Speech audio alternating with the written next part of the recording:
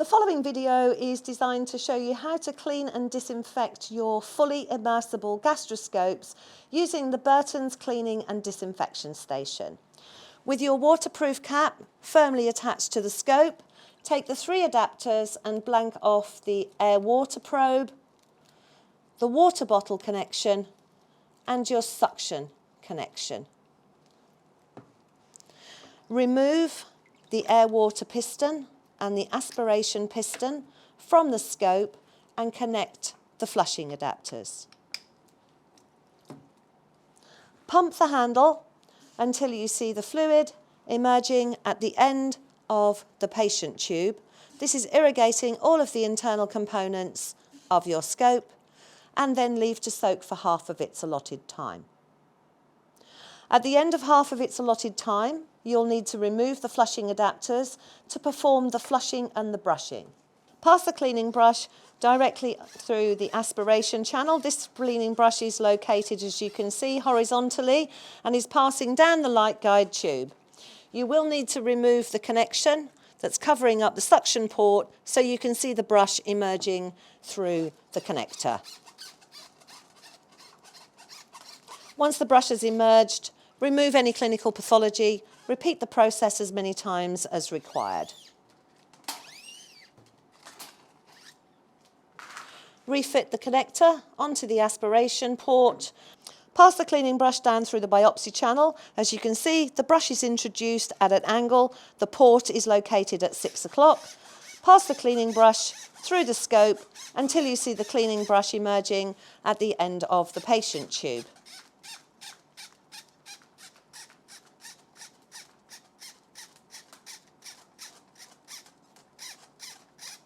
Remove any clinical pathology from the brush and again repeat the process as many times as you think you need to. At this stage, remove the biopsy cap and pass the cleaning brush down through the biopsy port. Again, the cleaning brush will emerge at the end of the patient tube.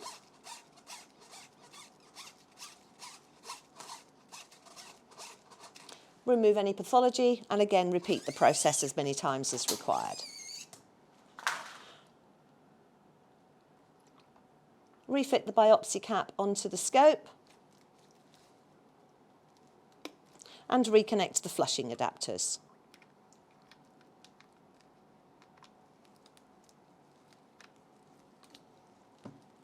Pump the handle, and this will remove any free-floating pathology that has not been passed out with the cleaning brush. Following the pre-cleaning in the enzymatic, discard the enzymatic and refill your cleaning station with clean water. Pump the handle several times to ensure that you're removing any trace elements of enzymatic from the channels of the scope.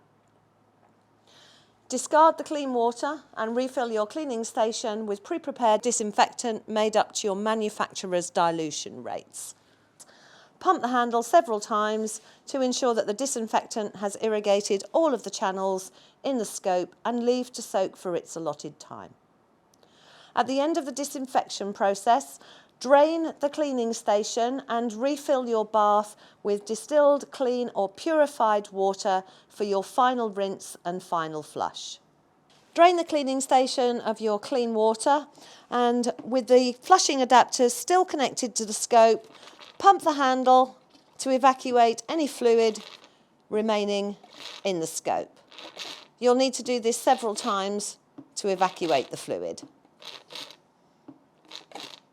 Once you don't have any more fluid coming out of the scope, disconnect the flushing adapters, refit your suction piston and refit your air-water piston, and the scope can now be removed and dried. It's recommended that you store your scope hanging up.